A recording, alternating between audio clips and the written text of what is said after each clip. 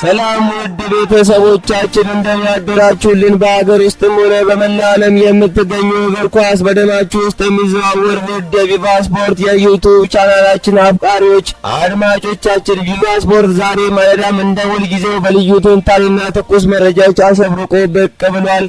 እስከ ፕሮግራማችን ፍጻሜ ድረስ አብራችሁን እንድትቆዩ እየጋበዝን ላይክ፣ ሰብስክራይብ እና ሼር ማድረግን ዛሬም እንዳትረሱ እያልን በሀሳብ መስጫ ሳጥናችን ላይም አስተያየታችሁን በተለመደው ፍቅር እንድታካፍሉ እንጠይቃለን።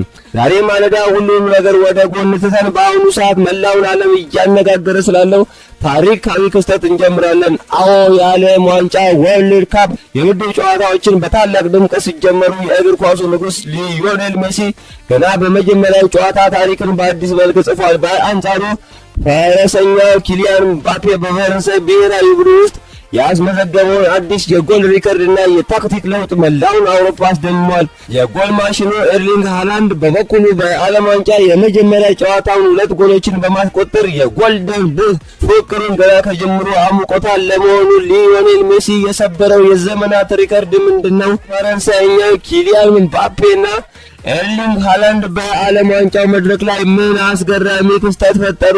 ቪቫ ስፖርት እነዚህን ሁሉ ጥያቄዎች ዛሬ ይመልሳቸዋል። ዛሬ ጠዋት እጅግ አስደናቂ ዝርዝር ትንታኔዎችን ይዘንላችሁ ቀርበናል። አብራችሁን ቆዩ።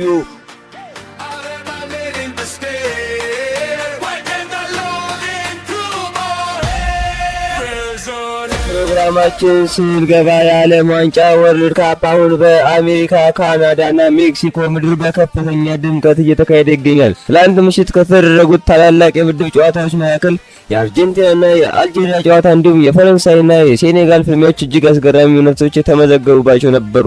ወቅታዊው የዓለም ዋንጫ ወርልድ ካፕ ሻምፒዮን አርጀንቲና ዋንጫ መከላከያ ጉዞዋን በካንሳስ ሲቲ ስቴዲየም ከአፍሪካዊቷ አልጄሪያ ጋር ባደረገችው ጨዋታ በደማቅ ሁኔታ ተጫውታለች። ጨዋታው በአርጀንቲና 3-0 አሸናፊነት የተጠናቀቀ ሲሆን ሶስቱንም ጎሎች በግሩም ሁኔታ ያስቆጠረው የ38 ዓመቱ አስማተኛ ሊዮኔል ሜሲ ነው። ይህ ግጥሚያ ለሊዮኔል ሜሲ በአገሩ ማሊያ 200ኛ ጨዋታው ሲሆን በዓለም ዋንጫ ወርልድ ካፕ ታሪክ የመጀመሪያው ሃትሪክ የሰራበት ልዩ ምሽት ሆኗል። ይህ በሊዮኔል ሜሲ የተመዘገበው 3 ግብ በዓለም ዋንጫ ወርልድ ካፕ የፍጻሜ ውድድሮች ላይ ያስቆጠረው አጠቃላይ የግብ ብዛት 16 በማድረስ የጀርመኑ ታዋቂ አጥቂ ሚሮስላቭ ክሎዝን የምንጊዜም ከፍተኛ ግብ አስቆጣሪ ሪከርድ እኩል እንዲጋራ አድርጎታል። ሊዮኔል ስካሎኒ ቡድናቸው በ4-3-3 ታክቲካዊ ቅርጽ ወደ ሜዳ ይዘው የገቡ ሲሆን ግብ ጠባቂው ማርቲኔዝ፣ ተከላካዮቹን ጎንዛሎ ማንቲኤል፣ ክርስቲያኖ ሮሜሮ እና ሊሳንድሮ ማርቲኔዝ እና ፋኩንዶ መዲናን በቋሚነት ቦታ ላይ በመሃል ሜዳ ላይ ሮድሪጎ ዲፖል፣ ኤንዞ ፈርናንዴዝ እና አሌክሲስ ማክ አሊስተር ሲሰለፉ በፊት መስመር ላይ ሊዮኔል ሜሲ፣ ላውታሮ ማርቲኔዝ እና ቲያጎ አልማዳ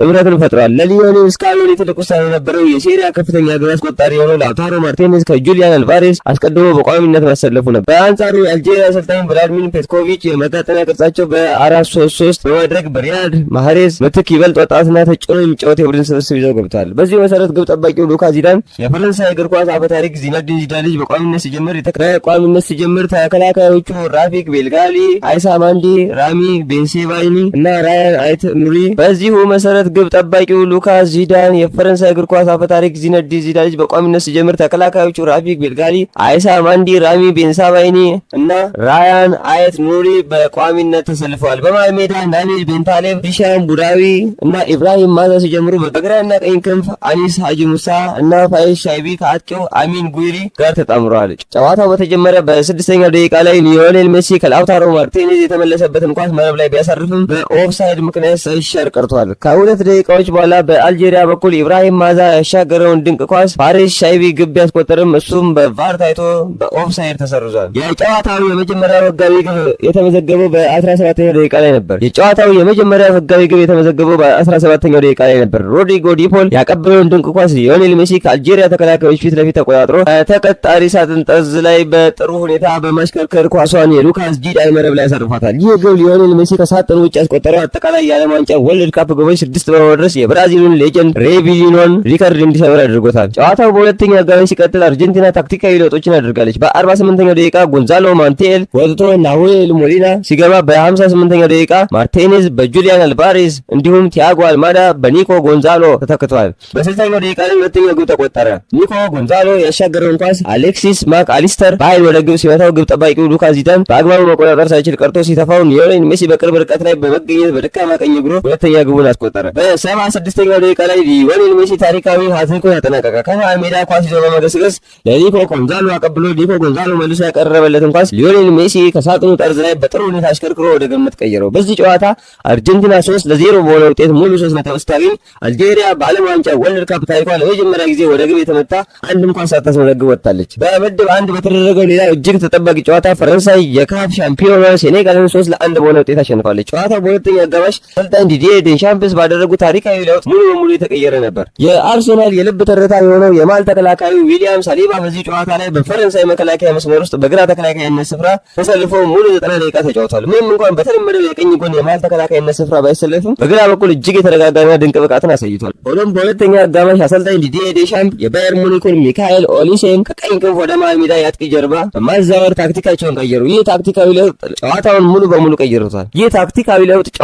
በሙሉ ቀይሮታል። ሚካኤል ኦሊሴ በመሃል ሜዳ ላይ በነፃነት እየተንቀሳቀሰ 4 የግብ ዕድሎችን የፈጠረ ሲሆን በ66ኛው ደቂቃ ላይ ለምባፔ የመጀመሪያ ግብ እንዲያስቆጥር አስደናቂ አሲስት አድርጓል። ይህ ግብ ከሊያን ምባፔ ከኦሊቨን ጂሩድ ጋር እኩል 57 ግቦች ላይ ደርሶት ነበር። ፈረንሳይ በመጀመሪያው አጋማሽ እጅግ ደካማ የነበረች ሲሆን በተቃራኒው ሴኔጋል በኒኮላስ ጃክሰን አማካኝነት ኳስ ከግቡ ቋሚ ጋር ያገናኘችበትና ኢስማኤል ሳር ከ8 ያርድ ላይ ያባከነው ወሳኝ ዕድል ፈረንሳይ ለከፍተኛ አደጋ አጋልጦ ነበር። ሆኖም በሁለተኛው አጋማሽ አሰልጣኝ ዲዲዬ ዴሻምፕ የባየር ሙኒኩን ሚካኤል ኦሊሴን ከቀኝ ክንፍ ወደ መሃል ሜዳ ያጥቂ ጀርባ በማዛወር ታክቲካቸውን ቀየሩ። ይህ ታክቲካዊ ለውጥ ጨዋታውን ሙሉ በሙሉ ቀይሮታል። ሚካኤል ኦሊሴ በመሃል ሜዳ ላይ በነፃነት እየተንቀሳቀሰ 4 የግብ ዕድሎችን የፈጠረ ሲሆን በ66ኛው ደቂቃ ላይ ምባፔ የመጀመሪያውን ግብ እንዲያስቆጠር አስደናቂ አሲስት አድርጓል። ይህች ግብ ከሊያን ምባፔ ከጂሩድ ጋር እኩል 57 ግቦች ላይ አድርሶት ነበር። በ82ኛው ደቂቃ ላይ ተቀይሮ የገባው ባርኮላ ከአድሪድ ራቢዮ የተላከለትን ኳስ በኳሊቲ አጨራረስ የኤድዋርድ ሜንዲን መረብ ላይ አሳርፎ ውጤቱን 2-0 አደረገ። ምንም እንኳን በ95ኛው ደቂቃ ላይ የሴኔጋሉ ወጣት ኢብራሂም ምባፔ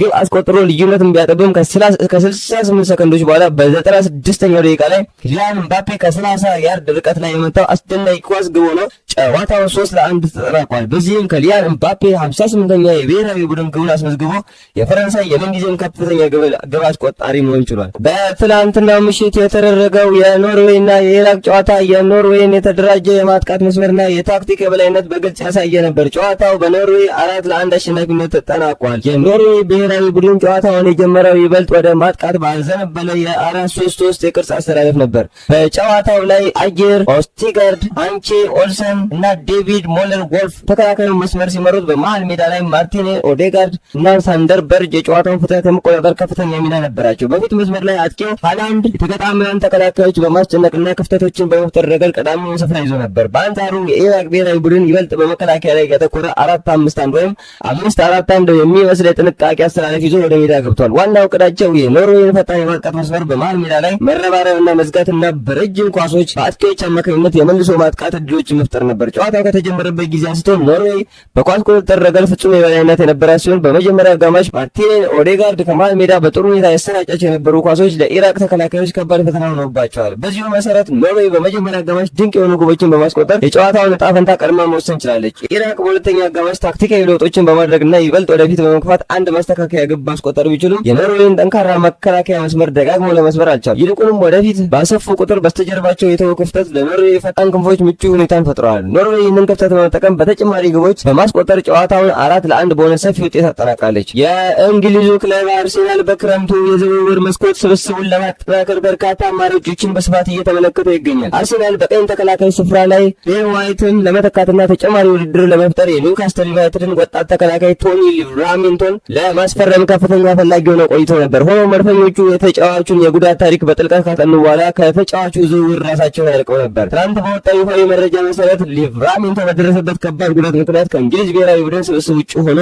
ከዓለም ዋንጫው ወርልድ ካፕ ሙሉ በሙሉ ተሰናብቷል። በእሱ ምትክ የእንግሊዝ ብሔራዊ ቡድን የቼልሲ ተከላካይ ትራቮ ቾሎምባን በአስቸኳይ መጥራቱ ይታወቃል። ይህ የሊቨርፑል ዳግም መጎዳትና ከዓለም ዋንጫ ውጪ መሆን አርሰናል በጉዳት ስጋት ምክንያት ከዝውውሩ ለመውጣት የወሰነው ውሳኔ ምን ያህል ትክክልና አስተዋይነት የተሞላበት እንደነበር ትልቅ ማረጋገጫ ሆኗል እየተባለ ይገኛል። አርሰናል ከመሃል ሜዳ ጥንካሬ ጋር በተያያዘ ማኑ ኮኔን ለማስፈረም ከተጫዋቾቹ ወኪሎች ጋር ባደረገው ንግግር በግል ጥቆማ ጥቅማ ጥቅሞች ዙሪያ ሙሉ ስምምነት ላይ መድረሱ ተገልጾ በቅርቡ ዝውውሩ ሙሉ በሙሉ ሊጠናቀቅ እንደሚችል ይጠበቃል።